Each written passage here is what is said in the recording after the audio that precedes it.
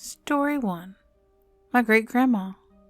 At 4 years old, my family moved from Boston to a small town in Maryland. While my parents both had jobs there, they had not found a place to live, so we stayed with my great-grandma. She was my best friend, as well as my grandma. She was 84 years old at the time, but had the heart of a child.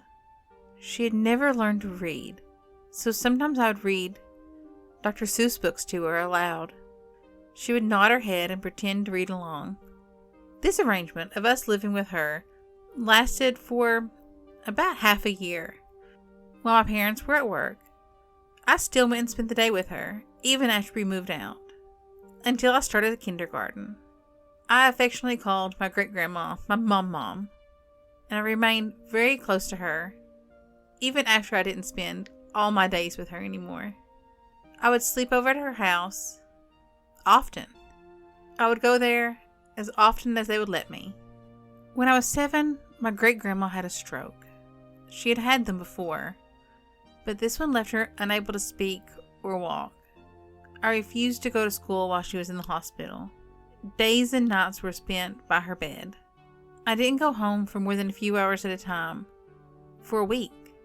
The night before she died, even as a little kid, I knew that she was going to pass soon. I was like a madman, screaming and crying. My grandma just lay there, with her eyes closed. When I was alone in the room, I crept up to her, laid my head on her chest lightly, and begged her not to go. I put my hand on hers, and I cried, burying my head into the blankets next to her. Suddenly, my grandma squeezed my hand. Keep in mind, this woman was unable to move at all, and hand squeezing was an affectionate gesture that we had shared often. I stood up as fast as I could, and I said to her, "Can you hear me, Mom? Can you hear me?" I told her how scared I was and how much I loved her. Amazingly, she opened her eyes and forced her mouth into a smile. I told her to squeeze my hand if she could hear me, and that everything was going to be all right. She squeezed my hand, and I ran out of the room to get the doctor and my mother. When we returned, her eyes were closed, and she made no movements at all. That night I went home, assured that everything was going to be okay. Just before dawn the next morning, my great-grandma passed away in her sleep. My mother told me when I woke up. This was extremely traumatic for me. I refused to eat, and I did nothing but cry hysterically all day. I was laying in my room, feeling sad, looking out into my hallway when I felt a presence. I'm sure you all know the feeling I mean. When you think something's there, when you can feel it. I looked across the hall into the bathroom, where there was a soft whitish yellow glow emanating from that room. I was scared, but at the same time, I wasn't. I didn't make a sound, and I hoped that the light would just go away, but the light grew stronger. And then I realized that it was taking shape.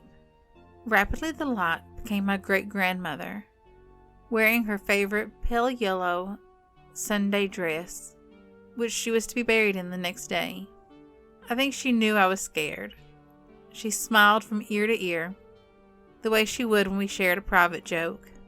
Then she raised her arm and waved to me. She pointed to the sky. She smiled and waved again, and then she walked across the hall, through the closet door directly across from the bathroom, and she was gone. I think this was her way of telling me that she was going to a better place, and that I didn't need to worry about her. After a few seconds, I yelled for my dad, and I told him to check the hall closet. He opened it, and of course he found nothing. I told him what happened, but I don't think he believed me. But this experience meant the world to me. Story 2. Through a child's eyes. A week before our second child was born, we moved into our first house. The house was built in the 50s, and the previous owner had put carpet over the original hardwood floors. The house was a perfect first house for us. It had a small living room, and then there was a hallway that led to the boys' room. At the other end of the kitchen, the dining room, was our bedroom.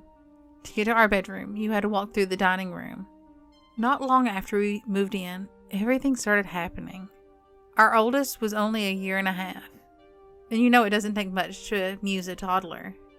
His favorite game was to throw a ball into the kitchen. We'd go get it and throw it back. After several minutes, we grew tired, and he threw the ball one last time, and it rolled into our dining room. For 4 to 5 days, the ball just stayed there.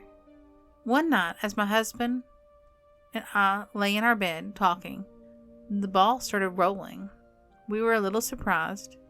We couldn't figure out how it was rolling all by itself. We thought maybe it was a draft, but why hadn't it rolled before? As it got closer to Christmas, things really started to ramp up. But it only happened when my husband wasn't home. Around 7 in the evening, he was working. My oldest son, who is now 22 months old, was eating his favorite snack, Cheerios. All of a sudden he stopped and stared at an empty wall I was sitting next to. Then he walked over to it. He looked up as if he was talking to an adult and started laughing. Then he looked at me, looked back up and said, "Yeah," and then went back to his Cheerios, picked one up, ran back to the wall, and held it up as if he was offering whoever he was talking to a Cheerio. He kept doing this for about a half hour or so. This made me really uneasy. Every once in a while, he'd bring his cup over to the wall, hold it up, and offer a drink. He did this almost every night for a month, and then he just stopped. The next year, around the same time, it started all over again. He'd run up to the wall, offer it food and a drink, but this time whatever he saw was moving around the room. He would sometimes get up and follow it. I would tell my husband about this, and he would say that it was just an imaginary friend. Around this time, my youngest, who is now 1.5 years, would sit with my oldest, and together they would follow something with their eyes around the room. My mom told me to call a psychic medium, and I did. But the night before he was supposed to come out, he called and canceled. He said he would call me to reschedule, but he never did. My oldest soon started telling me that he was scared because he saw someone in his room late at night. At least now he was of an age where he could talk to me and relate to me what he was seeing. He told me it was a tall man with a beard. One night, the boys and I were watching TV. The icicle garland we had hung around the entertainment center fell. When it fell, the boys quickly turned to see what had happened. They both watched something quickly move across the room to the Christmas tree behind me. Whatever they saw got into the Christmas tree and started shaking the tree violently. There were times that I'd be sitting in my rocking chair, and it would feel like the chair had bumped into something. I would just ignore it. But one day I froze. The boys were in the kitchen, and the chair back was towards the kitchen. I told them to be careful when they came through, not to hit the chair. I continued to rock. All of a sudden, the chair was hit hard enough that it made me stop rocking. I turned around to scold the boys, but they were still in the kitchen playing. There was nothing behind my chair. We found out later that the man who had owned our house had actually died there. He had a heart attack and passed away, and no one found him for several days. So I figured that the ghost the boys saw was the former owner of the house. Story 3. The Space. I haven't had many personal experiences with ghosts, but my mother told me some true stories about her and her family, and they gave me nightmares. She used to live in Detroit. She would tell me all these weird things that would happen on the street they lived in. Her father was dying of lung cancer, and my mom's brother used to sleep in his room. Every morning at 5 o'clock, he'd hear a woman screaming. Other siblings also heard the scream. My mother slept in the attic with one of her sisters. One half of the attic was turned into a bedroom. The other half was storage for Christmas stuff and, the things. On one occasion, my mother and her sister had their cousin over. My aunt was looking in the mirror that was leaning on a table against the wall. When my mom called her, she said she looked in around the mirror, and the mirror flew off the table. The way it was sitting, it could only slid off. It couldn't have flown across the room like it did. Another occasion was when my mom was 13. She was up in the attic sitting on her bed. The bed was directly in front of the door that led to the storage space. Suddenly she saw 3 orange, tapered fingers appear around the door. The door had a lock on it. Then the face of a ghostly spirit with black holes where the eyes should be.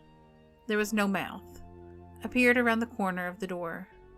My mother ran down the stairs so fast. She couldn't remember touching even a single step. When they moved out of the house years later, she was so relieved. Not long after, the house burned down.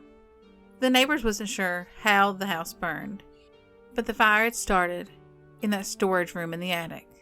Thanks for listening. I hope you enjoyed the stories. If you did, hit the subscribe button and give me a thumbs up. I really do appreciate it. Bye.